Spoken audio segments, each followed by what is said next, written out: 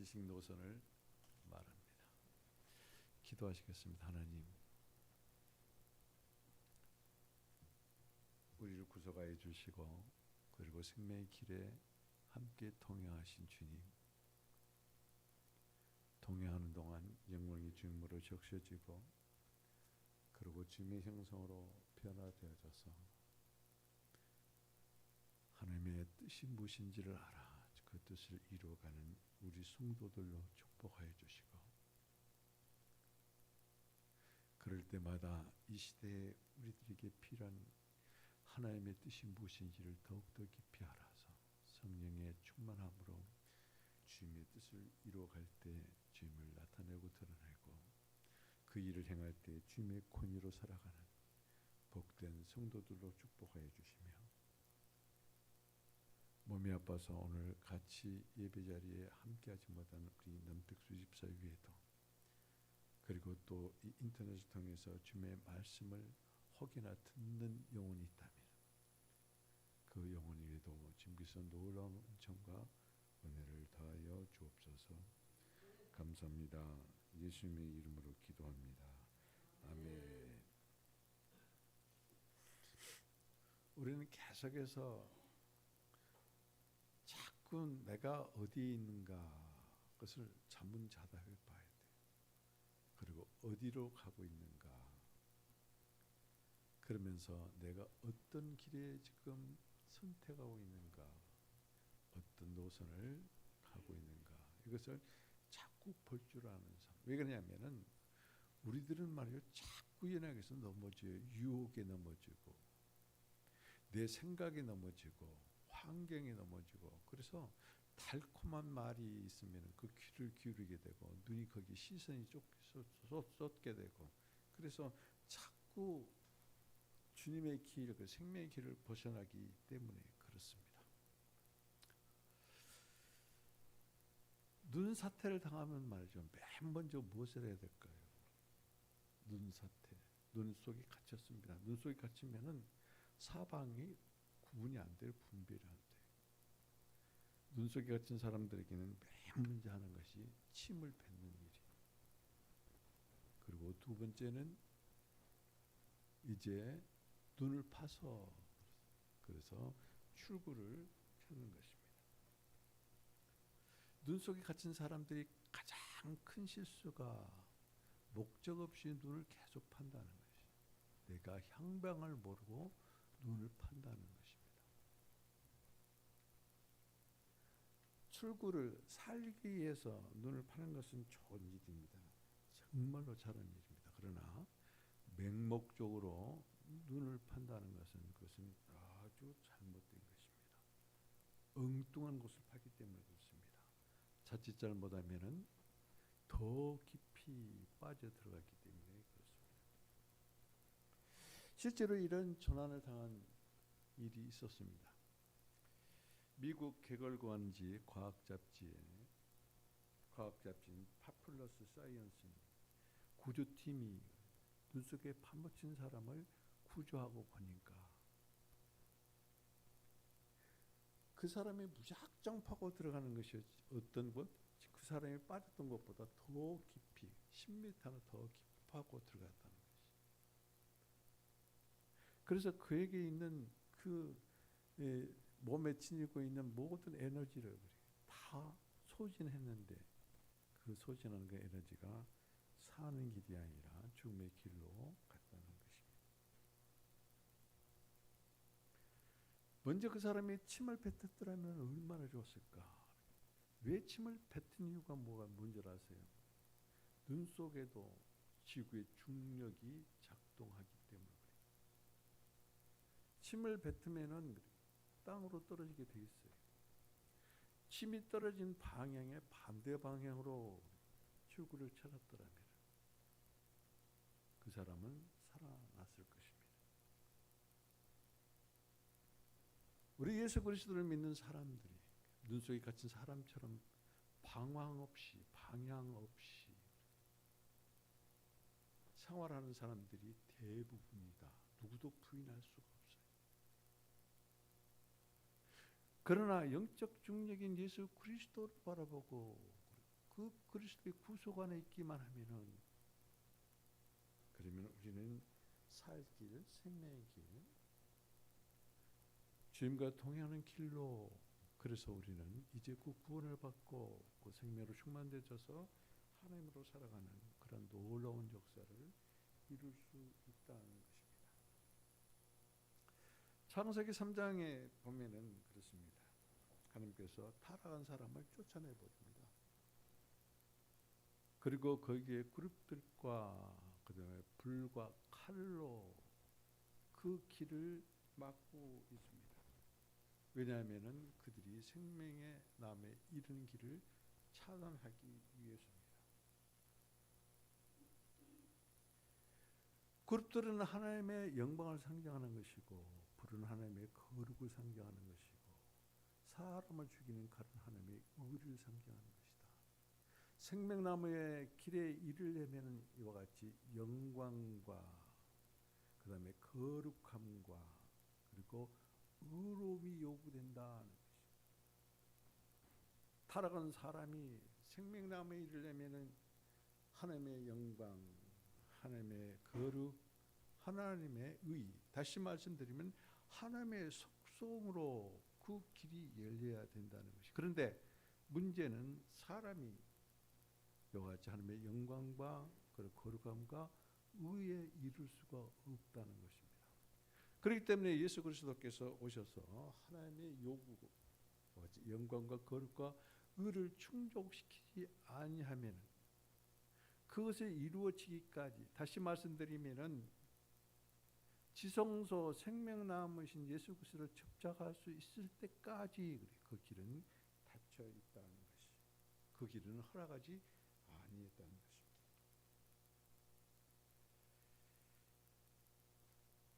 그러면 지금 이와 같이 생명나무에 이른 길이 완전히 차단되어 있을 때, 그때 사람 곧 아담과 하와는 아주 절망 가운데 있는 것과 마찬가지입니다. 영원히 하나님을 접촉할 수 없는 그런 상황이 있습니다.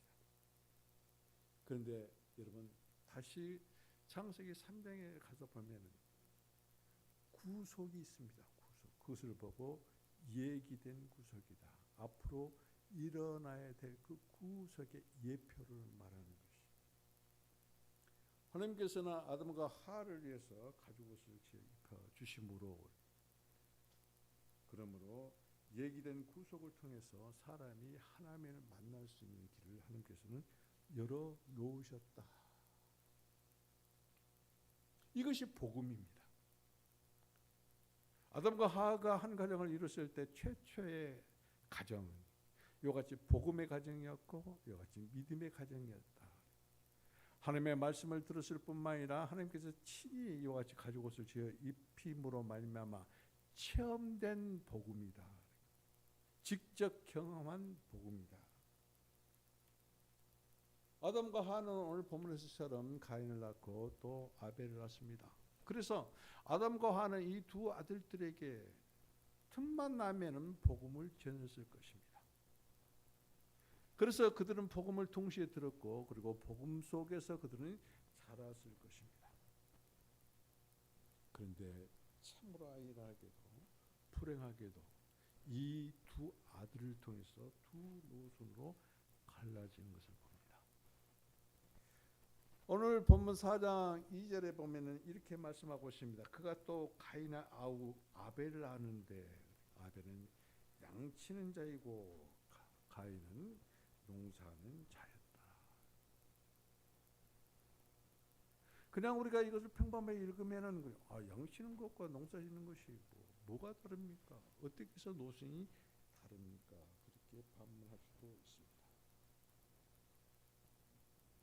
우리는 말이죠, 여기 아담과 가인같이 동일하게 하나님이 주신 땅에서 하나님이 주신 빛을, 그리고 하나님이 주신 공기, 그리고 하나님이 주신 물을 먹고 마시면서 자랍니다. 뿐만 아니라 여기에서 양치는 직업과 농사짓는 직업을 주는 것처럼 우리들에게도 하나님께서 주신 직업으로 살고 있다. 그런데 문제는 이것입니다. 우리가 일상생활할 때 아벨처럼 하나님의 만족을 위해서 사는가? 다시 말씀드리면 구속 안에서 사는가? 아니면 가인처럼 자기 만족을 위해서, 자기를 위해서 사는가? 그것이 문제다는 것입니다.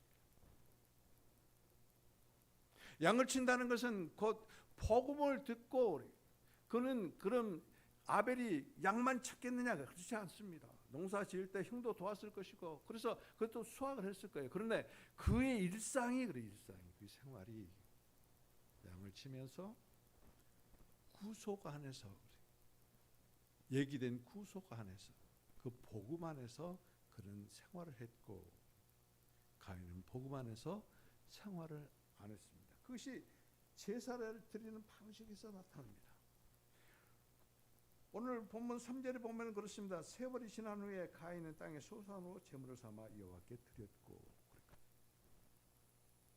우리는 하나님께 드릴 때, 내가 일주일 동안 내 마음대로 살다가 주일날 예배에 잠깐 와서 예배를 드린 거, 그거 하나님께 드린 거 아니에요. 일주일 동안 내내 내가 그리스도 구속 안에서 하나님의 만족을 위해서 내 삶이 드려진 삶이 되었을 때, 예배 드릴 때 여러분들은 말이죠, 감사 헌금 돈이 아니, 과연 내가 얼마만큼 구속의 주님을, 살아계신 예수 그리스도 안에서 하나님을 누리는 그런 삶을 살고 있다가 산제물로 하나님께 드리는 그런 예배자가 되는가, 그것이 더 중요하다는 것입니다. 여기서 제사는 뭐냐면 그냥 물질을 드리는 게 아닙니다. 이 제사는 예배입니다. 제사는 곧 하나님을 접촉하는 것이에요. 예배는 곧 하나님을 접촉하는 것이에요. 우리가 지금 예배 자리에 있지만 하나님을 접촉하지 아니하고 하나님을 만나지 아니한다면은 우리 일주일 동안 내내 내 멋대로 내 만족을 위해서 사는 그런 모습으로 하나님께 나와 예배를 드리기 때문에 하나님께서 그 예배를, 그 사람을 받지 아니하는 것이. 그래서 가인과 아벨은 여기에 차이가 나는 것이. 복음을 듣고 복음을 따라서 그 생명의 노선에서 있는가, 그리고 하나님을 만족하는 그런 삶을 평소에도 사는가. 그래서 그 평소의 삶의 그런 놀라운 그 산 제물로 하나님께 나와서 예배를 드리는가. 여러분은 살아 있습니까? 여러분 죽어 있습니까? 구약의 제사는 죽음의 제사예요. 죽어야 돼요. 그러나 신약의 제사는 죽으신 예수 그리스도, 부활하신 예수 그리스도 안에서 그 생명으로 하나님께 드리는 자, 죽은 자들의 예배가 아니라 산 자들의 예배. 그 진정한, 그래서 로마서 12장 1절에 뭐라, 산 제물로, 산 제물로 드리라 그러죠. 우리들은 생명이 있는, 곧 그 생명은 예수 그리스도 구속 안에서 예수 그리스도 그 생명으로 그리스도의 이름으로 나와서 하나님께 영광을 올려드리고, 그리고 존귀와 찬양을 올려드리는 그런 예배자가 참 예배자이고 참 예배인 것입니다. 아벨은 자기 엄마 아빠의 이와 같은 놀라운 복음, 구속의 복음을 듣고 하나님의 방식을 따라서 그리스도로 예표된, 예지된 구속을 통해서 하나님께 제물을, 예배를 드렸지만 가인은 그렇지 아니했다. 똑같이 복음을 듣습니다. 지금 이 시간에도 똑같이 복음을 듣습니다. 이 두 아들들은 아담과 하에서 난 똑같은 아들들입니다. 그런데 어떤 아들은 복음을 듣고 어떤 아들은 복음을 받지 아니했다는 것이. 여러분은 어떻습니까? 매일 나와서 예배를 드리고, 그리고 매주 나와서 예배에 참여하지만은, 그리고 목사님이 지금 하나님의 말씀을 선포하지만은 얼마나 많이 여러분들은 그 복음을 듣고 복음을 받아들이고, 그리고 그 복음대로, 말씀대로 일주일을 생활하고 또 주일 예배 때 나와서 이같이 하나님께서 드려질 수 있는 산 제물로 예배에 참여하고 있는가.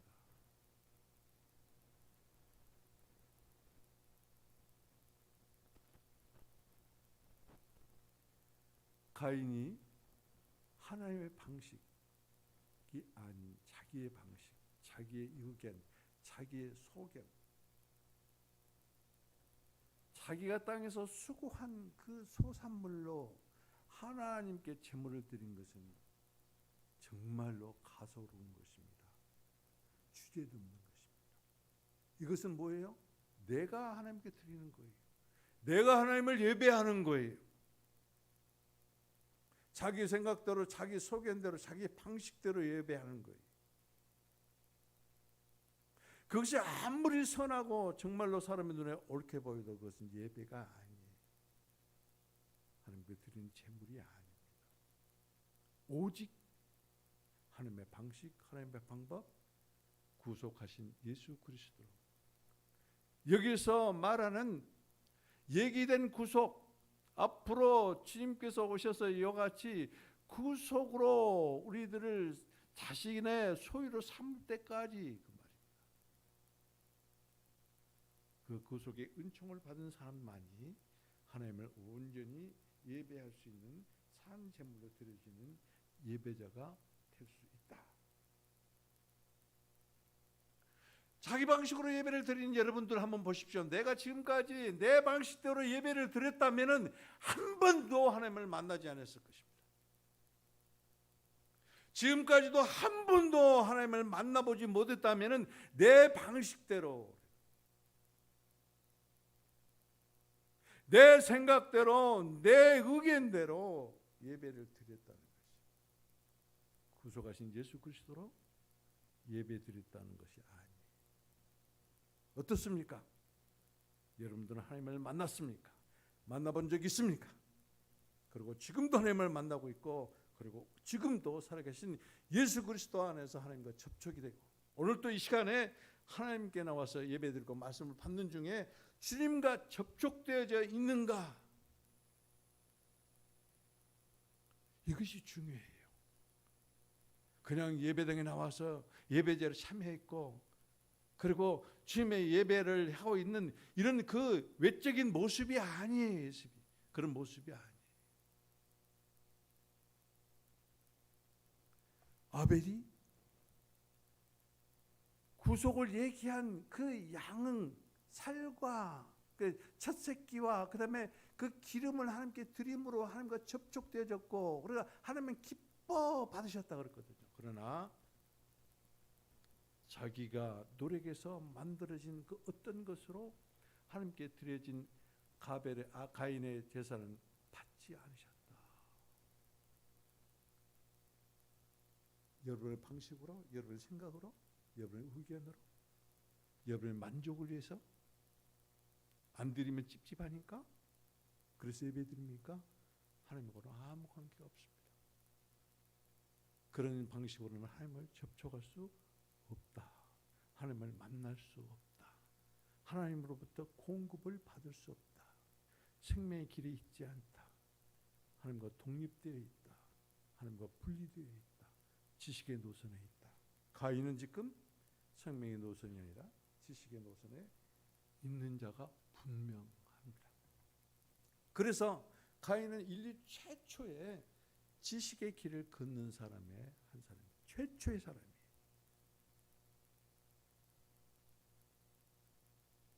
가인이 이같이 올바른 제사를 드리지 못하는 것은 뭐냐? 그러면은 생각의 문 앞에, 다시 말씀드리면 가인의 생각의 문 앞에 웅크리고 있는 놈이 하나 있었어요. 여러분들의 마음의 문 앞에 웅크리고 있는 놈이 있어요. 그것은 곧 뭐냐면은 하나님께 온전히 예배를 드릴 수 없도록 예수 그리스도의 구속 안에서 드리지 않고 내 방식으로, 내 의견대로, 나의 만족을 위해서 드리는 예배, 그건 종교행위예요. 종교행위. 우리의 예배는 종교행위가 아니에요.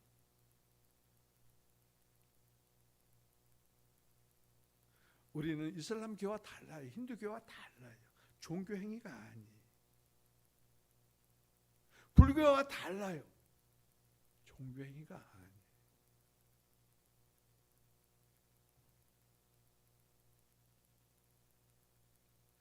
가인이 이같이 제물을 드린 것은 사실상 종교 행위였다. 종교는 뭐요? 사람에게서 난 겁니다. 종교는 사람이 만든 거예요. 사람의 생각과 사람의 사상과 사람의 의견과 그래서 사람의 방식으로 우리가 매일 예배를 드리면서 찬양을 시간은 찬양을 합니다. 대표 기도 시간은 대표 기도자가 기도합니다. 그리고 말씀의 시간에 이같이 말씀을 받습니다. 이것이 하나의 종교 행위랍니다. 오늘도 여러분들이 찬양 중에 하나님의 성령의 불이 붙었어요. 이건 종교 행위가 아니에요. 실제예요. 왜 그러냐면은 하나님과 지금 접촉되어 있다는 이 놀라운 사실이 그 증거로 나타나는 것이거든. 내가 피부로 느끼고 안 느끼고 내 감정으로 느끼고 안 느끼고 우리는 하나님을 감정으로 피부로 느낄 수가 없어요. 오직 열린 눈으로 볼 수 있습니다. 그래서 영안이 열리기를 원하는 것이에요. 그래서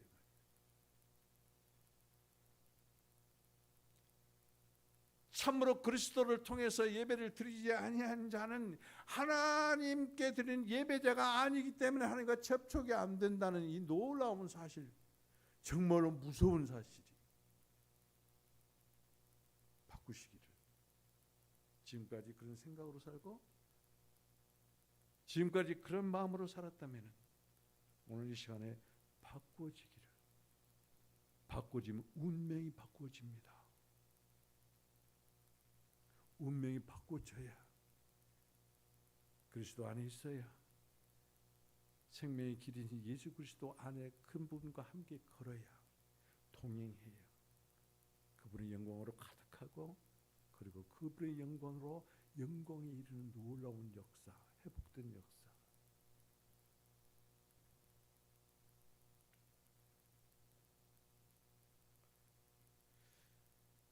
조금 전에도 말씀드렸지만 우리는 일주일 동안의 구속의 그리스도를 얼마나 누렸는가.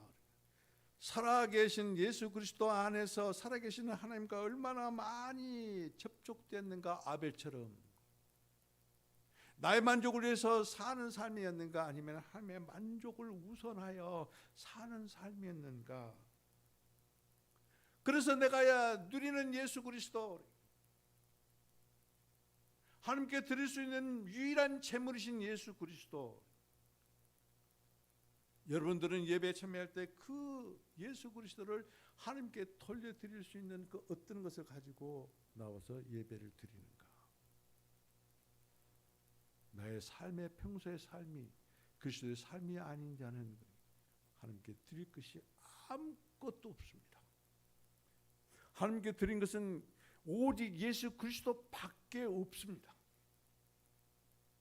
그렇기 때문에 구속의 예수 그리스도를 통해야만이 하나님과 접촉될 수 있고 생명 남으신 하나님의 생명의 길에 있게 되는 것이.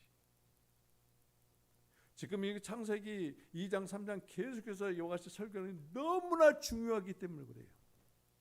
구원, 구속, 그 다음에 속량, 이건 언어고 단어로 알고 있기 때문에 그래요. 그 의미를 알아서 뭐합니까?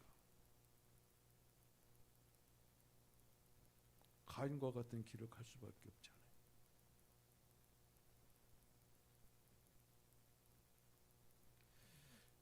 가인 이래로 가인의 길에 있는 많은 사람들이 있습니다. 그런 사람들은 종교를 만들어냅니다. 그런 사람들은 예배가 종교 행위지 하나님을 접촉하고 하나님을 만나는 참 예배가 아닙니다. 오늘날 많은 사람들이 그렇고, 정말로 무서운 것은 교회 내에서도 이와 같이 종교 행위가 비일비재함에도 아무런 감각이 없다는 것이. 여러분들이 지금 드리는 예배, 여러분들의 행위가 모습이 종교인입니까? 아니면 종교 행위입니까? 이런 것들은 교회를 타락으로 몰고 갑니다. 이런 종교 행위는 믿는 모든 사람들을 혼란스럽게 합니다. 어떤 것이 옳은 것인지. 그래서 여러분들에게 말씀드린 것이 그게예요. 우리의 믿음의 행위는 모방돼서는 절대 안 돼요. 어떤 사람이 어떤 교회에서 내가 어떤 모습으로 어떤 사람을 통해서 그 어떤 것을 배웠어요. 그래서 그 아무 의심 없이 지금도 동일한 그러한 사람을 답받아서 예배를 드린다면 그건 종교 활동이에요. 종교 행위예요. 그렇기 때문에 복음을 선포하면 혼란합니다. 지금까지 내가 드렸던 방식대로 예배를 드리고 말씀을 받고 생활하는 것이 정말로 옳은 것인가? 왜 이렇게 혼돈스러운가? 목사님은 왜 이렇게 혼란스러운 말씀을 하는가? 혼란스럽다면 벌써 여러분들은 종교인들이었다. 그래서 자꾸 새벽 말씀에 그냥 그 메시지 그것만 읽지 마시고 지금 또 한번 강조를 드립니다. 여러분 24시간 동안 전화는 많이 하죠. 많이 돌아다닐 것입니다. 그 시간 조금만 줄이세요. 그리고 말씀 앞으로 가십시오. 말씀 안으로 나아가세요. 거기는 종교 활동이 없습니다. 종교가 없어요. 생명나무예요. 생명의 길이에요. 살 수 있는 길이에요. 눈에 파묻힌 자가 살아날 수 있는 길. 세상의 혼돈 가운데서 그 방향을 잃고 방황하는 여러분들에게 오직 유일한 길, 살 수 있는 길, 그 길이 성경 말씀이에요.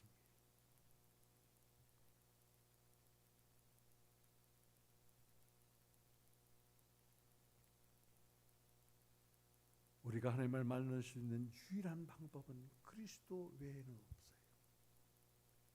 그리스도만이 유일하게 생명이 남으시는 하나님과 접촉할 수 있는 길입니다. 목사가 아니에요. 부흥사가 아니에요. 어떤 기도하는 사람이 아니에요. 우리는 이와 같이 근본을 알아야 돼요. 근원을 알아야 돼요. 기초가 튼튼해야 돼요. 오직 그리스도만이 나의 기초고 오직 성경 말씀만이 나의 기초가 돼야 돼요.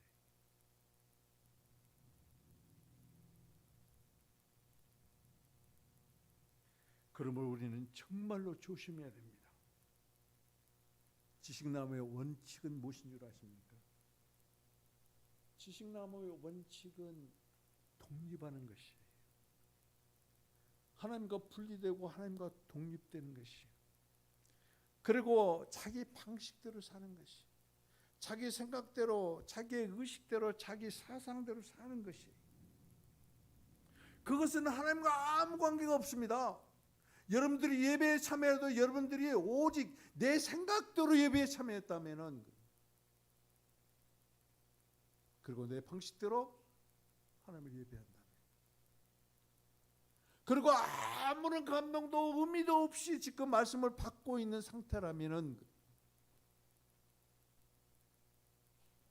하나님과 멀어 있는 독립된 삶이다. 하나님으로 독립됐다는 것은 뭐예요?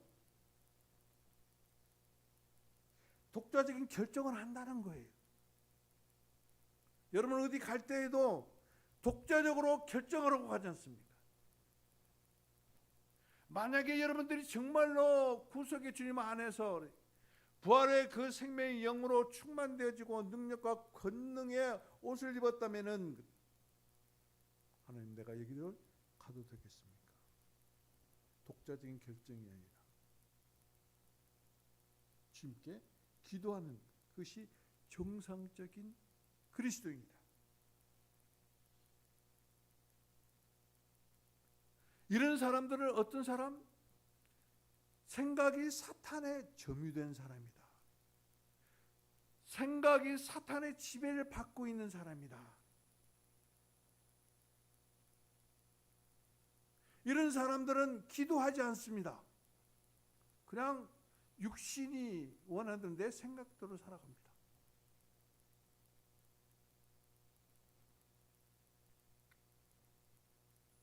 가인의 길에서 벗어나지 못한 사람입니다.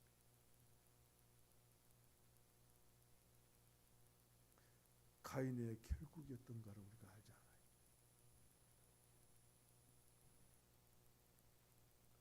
다이아몬드 그렇습니다. 여러분 이 반지에 다이아몬드 반지 끼면은 막 이렇게 막 그래요. 이게 좀 보라.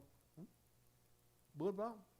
내게 이 손가락에 끼는 이 반지 좀 보고 반지 안에 뭐가 있는가 다이아몬드. 많이 사랑들 합니다. 왜요? 값비싸고 귀하기 때문에. 그런데 다이아몬드는 말이죠. 차갑습니다. 얼마나 열 전도율이 빠른지 말이죠. 따뜻함이 없어요. 차갑습니다. 뿐만 아니라 다이아몬드는 말이죠. 전기가 흐르지 않아요. 절연체.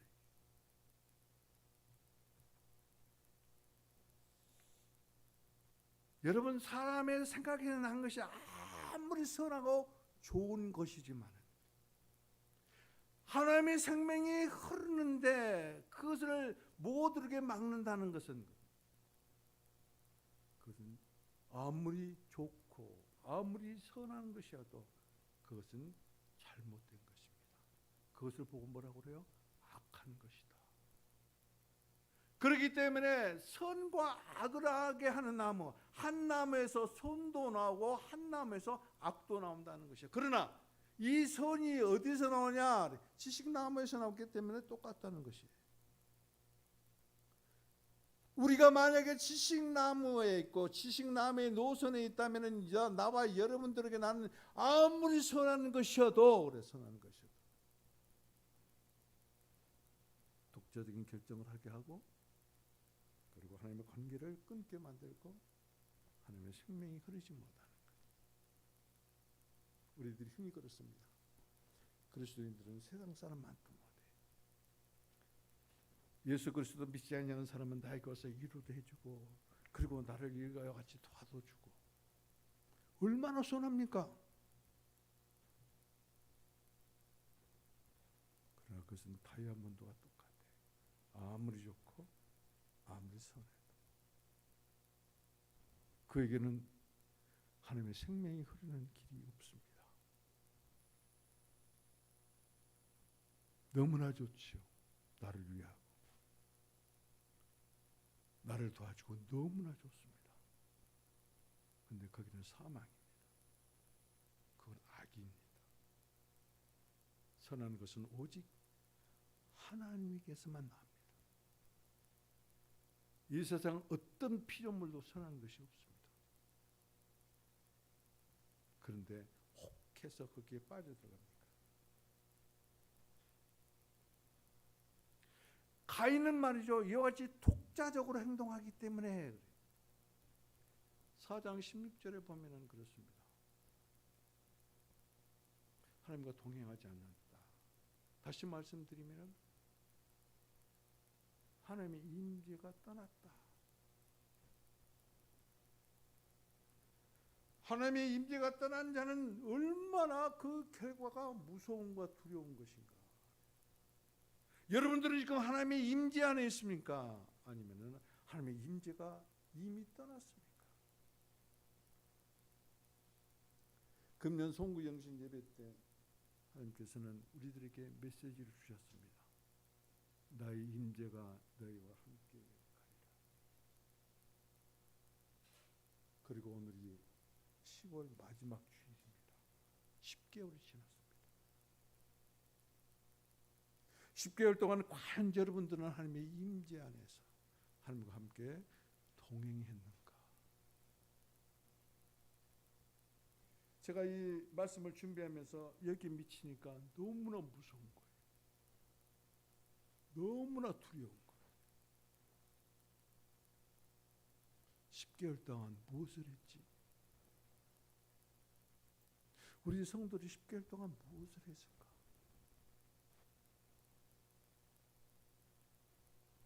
여러분, 하나님의 임재를 떠난 사람들에게 나타난 특징이 있습니다. 그것은 자기 방식대로 살고 그리고 자기를 위해서 건축한다. 자기 방식대로 살고 자기를 위해서.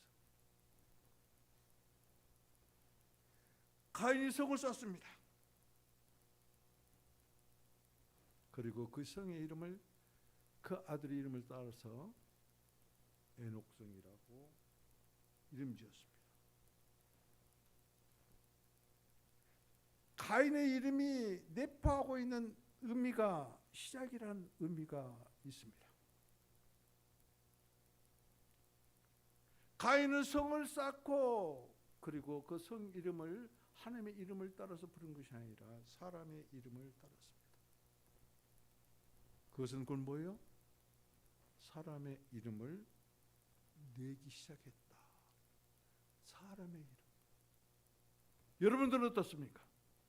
누가 나를 봐주고 누가 나를 알아봐주고 그리고 내 이름이 이같이 높이 평가되는 것을 여러분들은 원하십니까?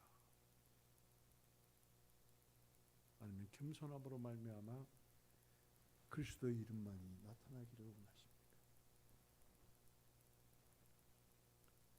그 성의 이름을 사람의 이름을 땄다. 그리고 사람의 이름을 나타냈다는 것은 그 사람이 하나님으로부터 독립한 것을 선포하는 것이 선포하는 것. 나는 하나님과 아무 관계도 없다.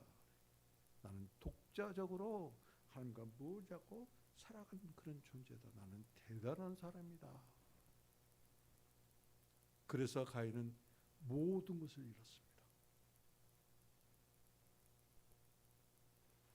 아담과 하와도 타락했잖아요.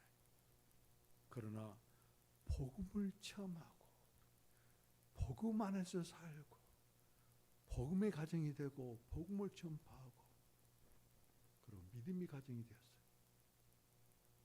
그런데 그의 아들 가인은 그렇지 아니했습니다.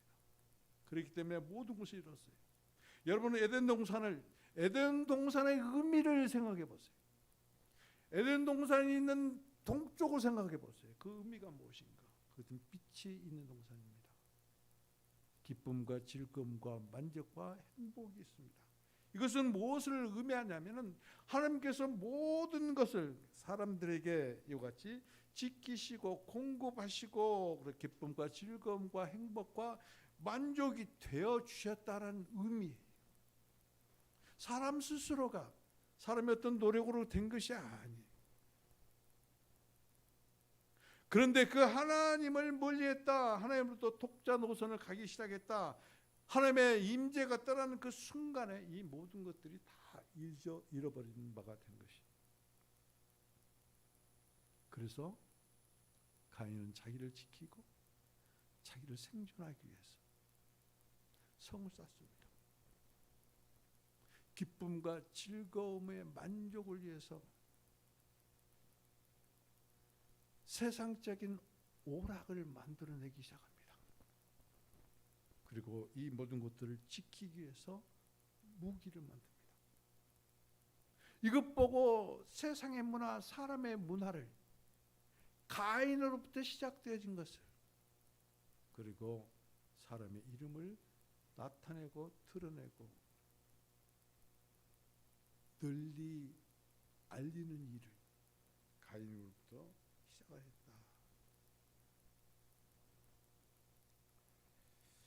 이같이 하나님의 만든 문화를 그 문화가 멀리 떨어져서 그래서 사람이 만든 문화, 인류가 만든 문화는 발전이 됩니다. 그래서 계시록 17장 18절에 보면은 이 발전된 문화가 큰 바벨론에 가서 절정을 이룹니다.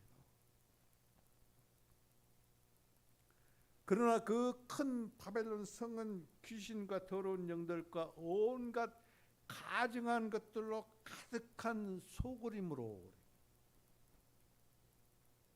이 큰 성 바벨론은 바다에 던져진 맷돌처럼 무너지고 멸망하게 돼요. 멸망된 그 바벨론 성에는 노랫소리가 그칩니다.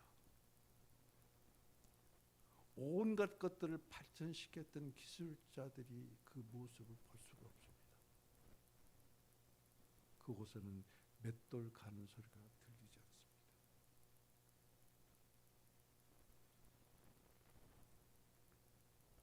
여러분, 지금 이 땅에는 많은 나라가 있고 강대국이 있는가 하면은 약속 국가가 있습니다.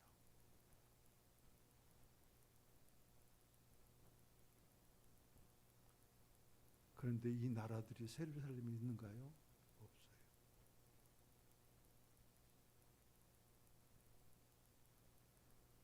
우리는 조국을 대한민국으로 가진 것은 자부심을 가져야 됩니다.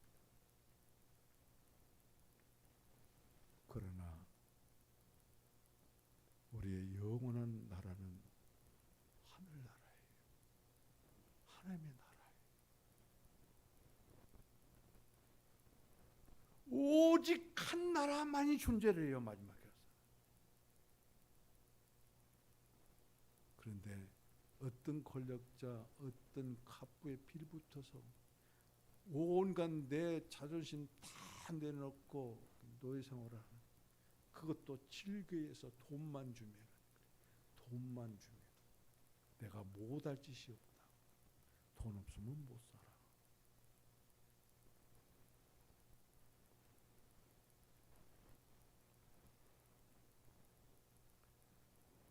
이와 같이 가인의 길에 가는 사람들은 가인의 길을 가는 사람들, 그 가인의 멸망함과 같이 그들도 또한 동일하게 멸망을 길을 갈 것입니다.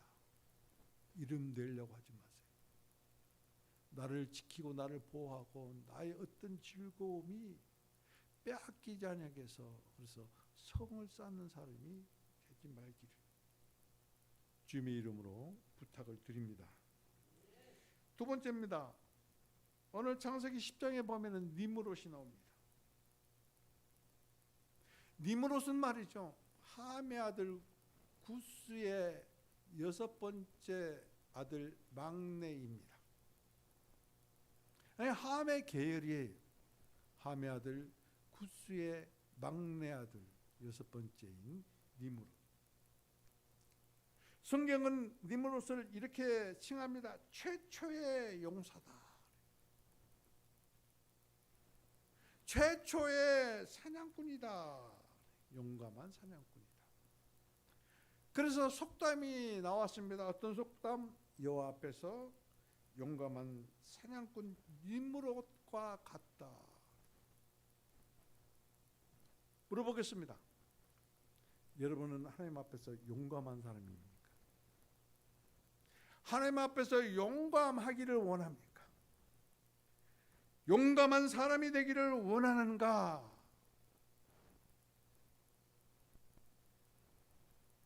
절대로 하나님 앞에서 니므롯과 같이 용감한 사람이 되어서는 안 됩니다. 니므롯은 말이죠, 하나님을 대하는 적 그리스도를 예표하는 첫 번째 사람이에요. 적 그리스도입니다. 그리스도인 것 같지만 그리스도가 아닌 것을 보고 적 그리스도라고 해요. 위장된 그리스도.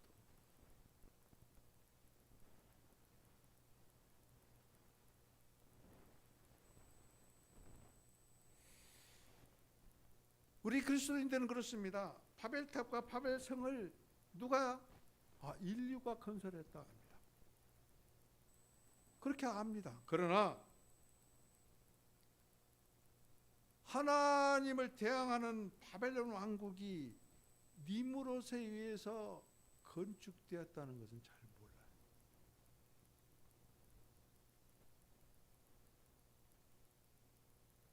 지식의 노선에 맨 먼저 그 길을 가는 가인이 성을 쌓고 사람의 이름을 냈잖아요. 그것으로부터 시작이 돼요. 그것으로부터 비롯돼요. 근데 니므롯은, 여기서 그렇죠, 니므롯은 그 바벨 성을 쌓고 바벨탑을 쌓고, 그리고 그들이 말한 것이 무엇인 줄 아세요? 내 이름을 높이자. 그리고 우리가 흩어지지 말자. 곧 이것은 뭐냐면 하나님으로부터 독립을 선언하는 것입니다. 그래서 이 땅의 인간의 정부들은 니므롯이 바벨탑과 바벨성을 쌓아서 자기의 나라를 건축한 것처럼 인간의 정보가 시작이 됐고, 그리고 인간의 정보는 적그리스도와 함께 멸망할 것입니다. 이 땅에 지금 있는 나라들은 하나도 없습니다. 왜요? 지금의 땅과 하늘은 완전히 불타 없어지기 때문에 그렇습니다. 그리고 새하늘과 새 땅 안에는 오직 하나님의 왕국, 하나님의 나라, 우리의 왕국, 우리의 번영만 있기 때문에 그렇습니다. 그렇다면 우리 잠깐 생각해 봅시다. 누가 정권을 잡고 누가 정권을 잡지 않냐고. 소련이 우크라이나를 저렇게 침공하고 그의 민족들이 많이 죽어가는데 그것으로만 가슴 아파하고 그리고 가슴을 칠 이유가 있는가? 나는 과연 어느 나라에 속한 백성이고 어느 길에 있고 어디를 향해서 가고 있는가? 그것이 더 급선무다.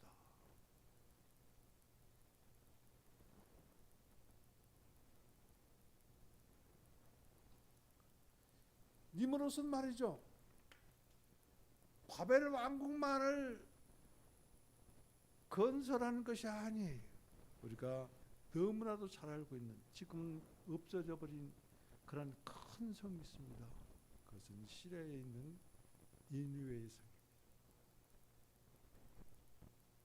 바벨론만 이같이 자기의 체육으로 건설한 것이 아니라 니느웨 성도 건설한 장본인이다. 그런데 여기서 잠깐 아브라함을 우리가 한번 언급해 봅시다.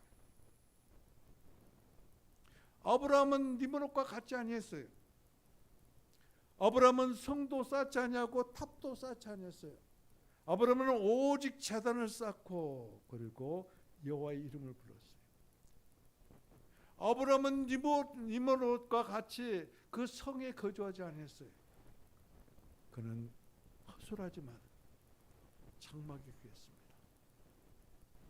성에 간 니므롯은 저주를 받았지만 장막에 간 아브라함에게는 하나님께서 친히 찾아오셔서 친구가 되어주신 것을 우리가 히브리서를 통해서 볼 수 있고 알 수 있습니다. 생명노선에서 하나님을 의지하고 그리고 하나님을 신뢰하는 사람들은 어떤 성을 쌓고 어떤 탑을 쌓는 것에는 관심이 없습니다.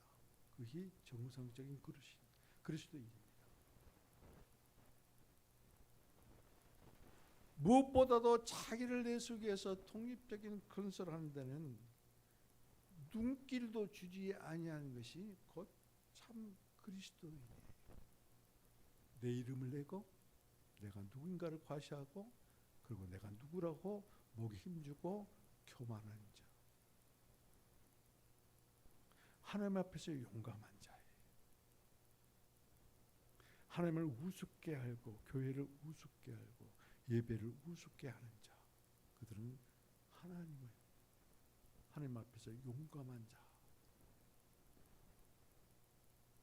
하나님이 없어도 내가 먹고 살 수 있다는 사냥꾼. 여러분 시편 지금 34편 나가잖아요. 그 34편에 보면 뭐라고 돼 있어요? 젊은 사자가 줄일지라 오직 주를 앙망하는 자, 바라보는 자는 부유하다, 넉넉하다.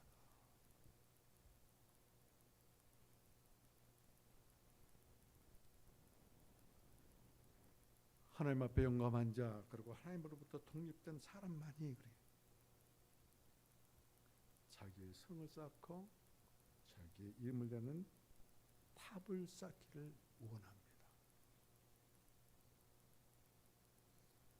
그리스도 안에 구속이 되어 있다는 그리스도인 우리들도 때로는 누가 나 좀 알아봐 줬으면, 내가 너보다는 우월해, 그런 생각에 빠질 수도 있다. 그것은 그건 뭐예요? 생각을 문 앞에 웅크리고 앉아 있어서 집어삼킬 사탄이 어느 순간에 눈길 잘못 주면, 생각 잘못하면 바로 집어삼킨 바 된다는 가인과 같은 그러한 노설에 빠질 수밖에 없습니다. 그 유혹을 니므롯은 견뎌내지 못하는 것이. 여러분, 여기에서 보면 니므롯을 따르는 바벨 사람들이 있습니다. 니므롯을 따르는 바벨 사람들, 다시 말씀드리면 성을 쌓고 탑을 쌓는 사람들, 이 사람들의 특징이 뭔 줄 아세요? 독립된 사람들의 특징은 뭐예요? 탑을 쌓고 그 다음에 성을 쌓는 거예요. 또 이 사람들의 특징은 뭔 줄 아세요? 회의를 자주 한다는 것이죠. 회의. 오늘 여러분들 이와 같이 창세기 11장 3절로 4절을 보면 이렇게 말씀하고 있습니다. 서로 말하되, 서로 말하되. 4절에서 또 말하되 그럽니다. 회의했다는 것이. 무슨 회의를 했느냐? 벽돌을 만들어서 돌을 대신하고 역청으로 진흙을 대신하고, 그래서 우리가 성과 탑을 건설해서 꼭대기가 하늘에 닿음으로 말미암아 우리의 이름을 내고 그리고 흩어짐을 면하자. 이런 회의라는 것이. 탑을 쌓을 때, 성을 쌓을 때 그래 하나님께 엎드려서 기도해야 되는데 기도하지 않냐는 것이. 여러분들은 무슨 일을 할 때, 그리고 어떤 것을 추구할 때, 그것을 이루고자 할 때 기도해야 되는데 기도해야 되는데.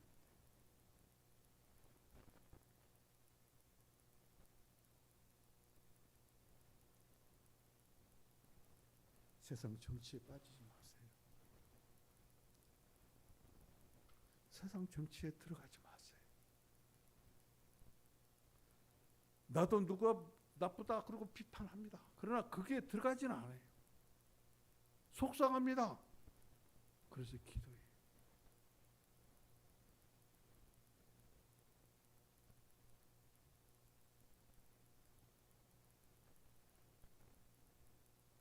인류 역사는 이와 같이 회의를 시작했고, 그래서 무엇을 해야 하며 어디로 가야 하는가, 이와 같이 주님께 기도하지 아니하고 자기 방식대로, 자기 의견대로, 자기 사상대로, 자기 의견대로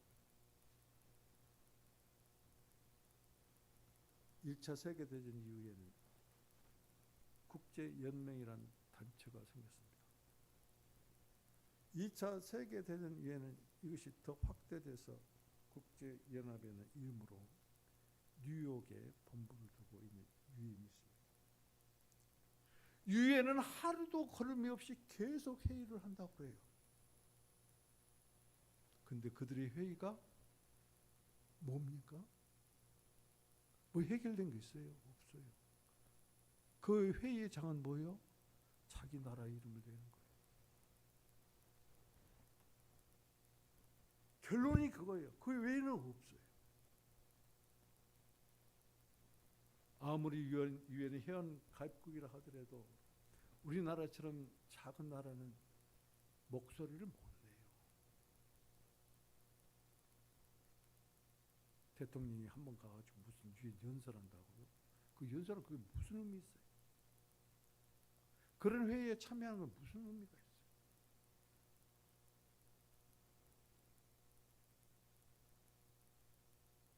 니므롯이 만드는 인류의 국가, 최초의 국가가 이와 같이 회의로부터 시작이 됐다. 벽돌을 고서 돌을 대신하고 역청으로 진흙을 대신해서 우리가 성을 쌓고 도시를 만들고 국가를 건설하고 탑을 쌓아서 우리의 이름을 높이고 그리고 흩어짐을 면하자. 그런데 어떻게 됐어요? 흩어졌어요. 아무리 회의를 해도, 아무리 결속력이 강한다 하더라도 하나님께서 콧김 한 번이면 다 흩어져 버린 것이, 그것이 지금 이 땅에 있는 국가고 독재자들이고 권력을 누린 자들인데, 길어봤자 5년인데 그걸 모르는 우매한 그런 인간들 밑으로 기어들어가가지고 어떻게 하면 나도 한 자리 할까? 어떻게 하면 나도 거기에 떨어지는 똑곰을 꼭 이유라기와 같은 놈들이 얼마나 많은가?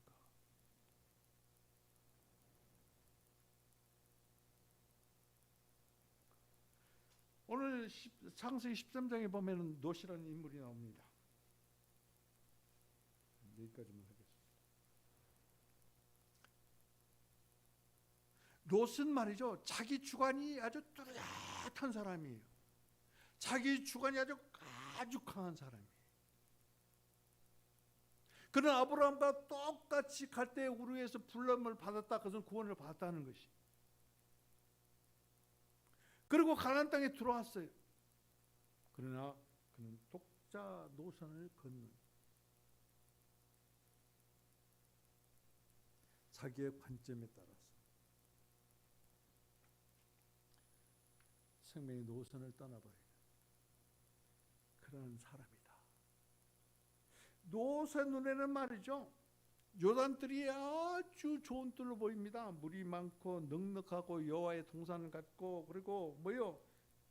애굽 땅과 같이 비춰진 것이. 그래서 내가 우하면은 나는 저하고 네가 저하면은 내가 우하겠다는 아브라함의 제의에 따라서 그는 떠납니다. 누구를 떠나요? 하나님의 길을 떠납니다. 노선을 떠납니다. 아브라함을 떠납니다. 독자 노선을 갑니다. 지식의 노선을 갑니다. 그는 이같이 관점, 자기 주관이 뚜렷함으로 기도하지 아니했습니다. 자기가 보기 좋은 대로 행했습니다. 만약에 그가 주여 나는 어떻게 해야 할지 모릅니다. 내가 어떻게 해야 될까요? 주님 선택해 주십시오. 주님이 선택한 대로 내가 따르겠습니다. 라고 이와 같이 기도하고 주님의 길을 떠나지 아니했더라면 그의 운명은 정말로 바꿔졌을 것입니다. 그러나 그는 아브라함을 떠났습니다. 요단뜰을 선택했습니다. 그는 불의 강물에 휩쓸려서 소돔에 이같이 함몰되었습니다. 하늘로부터 곧 여호와께로부터 나오는 유황불에 그 도시는 완전히 다 없어집니다. 그러나 아브라함의 기도 때문에 롯은 거기서 나왔지만 그의 후손들이 그를 증거하잖아요. 얼마나 부끄러운 후손인가.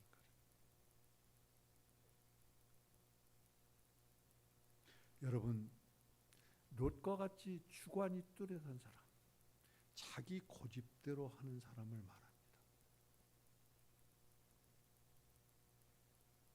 그래서 하나님과 독립되어서 어떤 진로를 택한다는 그런 사람은 그 길이 하얀 길이다. 내리막길이다.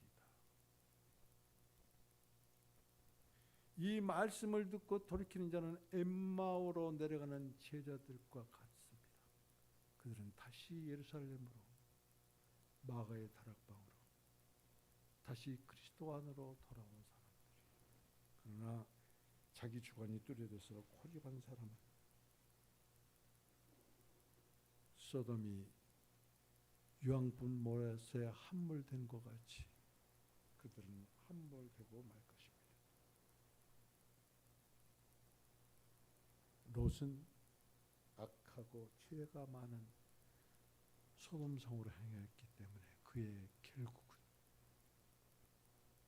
살았지만 부끄러운 존재였다. 구원의 길이 있지 아니했다. 생명의 길이 있지 아니했다. 그들은 끝까지 지식나무의 길에서 함몰되고 말았다. 성경은 이와 같이 사실상 두 노선으로 시작합니다. 생명나무의 노선과 지식나무의 노선입니다. 생명의 노선에서 생명을 접촉할 수 있는 유일한 길, 유일한 방법은 구속입니다.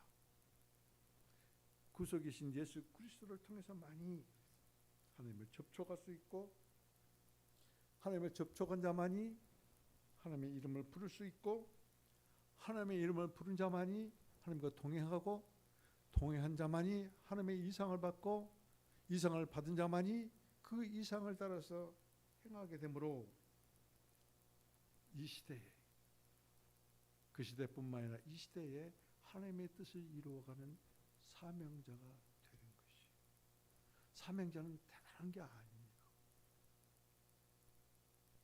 하나님의 노선에서 생명이신 하나님과 하나가 되어져서 하나님의 뜻대로 행함으로 하나님을 드러내고 나타내는, 그래서 그 하나님의 영광의 그 권위로 살아가는 사람, 그런 사람이 사명자입니다. 나와 여러분의 그 모습 가운데서 이와 같이 하나님의 영광이 드러나고 하나님의 영광을 반사함으로 그래요. 하나님의 영광에서 영광으로 이르는 그런 놀라운 성도, 그런 성도는 탑을 쌓지도 않습니다. 성을 쌓지도 않습니다. 그런 성도는 하나님께서 지키시고 보호해 주십니다. 그리고 하나님께서는 당신 자신을 공급해 주신 거로 주님의 공급 안에서 만유를 포함하신 예수 그리스도의 그 영으로 충만되어져서 모든 것을 누리는 데 조금도 부족함이 없도록 우리들을 축복하신다는 것을 알으셔야 됩니다. 이것이 곧 우리가 생명의 노선에 있는 궁극적인 목적이다. 하나님의 형상으로 회복되어져서 그 영광으로, 영광의 이름으로 하나님을 드러내고 나타내는 삶을 사는 것. 그러니 지식의 노선을 떠나십시오. 그러므로 가인의 길을 버리시고 니므롯의 길을 버리시고 자기 주관이 뚜렷한 롯의 길을 버리시고, 그리고 길이요 진리요 생명이신 그리스도의 길에서 그리스도와 함께 동행함으로 말미암아 그리스도를 표현하는 여러분 되기를 주님의 이름으로 축복드립니다. 기도합시다. 눈 감으십시오. 주님, 주님께서는 종의 형체로 사람들과 같이 되시고 사람의 모양으로 성육신하셨습니다. 그리고 십자가에 못 박히시고 부활하시고 생명의 영을 불어넣으신 그 영으로 우리 안에 오셨고 승천하시고 그 영으로 우리 위에 능력으로 부으셨습니다. 이 일을 행하시고 이 일을 성취하시고 이루시기까지 하나님께서는 33년 반 동안 이 일을 위해서 이 땅 가운데서 살아주셨습니다. 주님은 이 일을 이와 같이 단계별로 이루시고 성취했으나 오늘 우리는 단번에 주임을 받기를 원합니다. 주님께서 우리들에게 이름을 주셨습니다. 주의 이름을 부름으로 단번에 주님께서 이루시고 도달하시고 성취하신 모든 것들이 오늘 이 시간에 우리 성도들 안에서 이루어지기를 원합니다. 주여 우리를 구속하시고 주여 생명의 영으로 불어넣어 주시고 주여 권능의 영으로 우리 위에 부어주심을 감사합니다. 우리는 그 생명의 영으로, 우리는 그 능력의 영으로 충만되었습니다. 주님, 주님의 길에서 주님만을 의지하게 하시고 주님의 이름을 부를 때마다 충만하시고 더욱 충만하셔서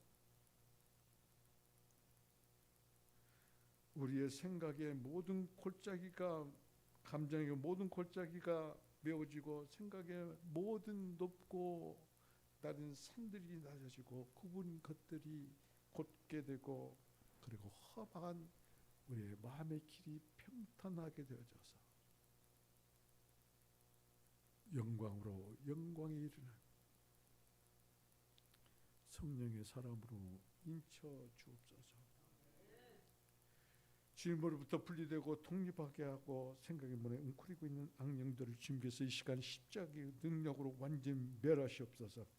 그러므로 강건하신 주 예수 그리스도를 누리게 하여 주시고 주님의 교회 위에 그리고 우리 사랑하는 성도들 위에 주님의 모든 부여와 그리고 부욕게 하시는 그 영으로 충만하시옵소서. 주님의 이름을 송축하는 찬송이 우리 성도들의 심령 가운데서 그치지 않냐고 샘솟도 솟아나 하나님께 영광을 올려드리게 주여 역사하여 주옵소서. 주 예수 그리스도의 이름으로 기도합니다. 아멘.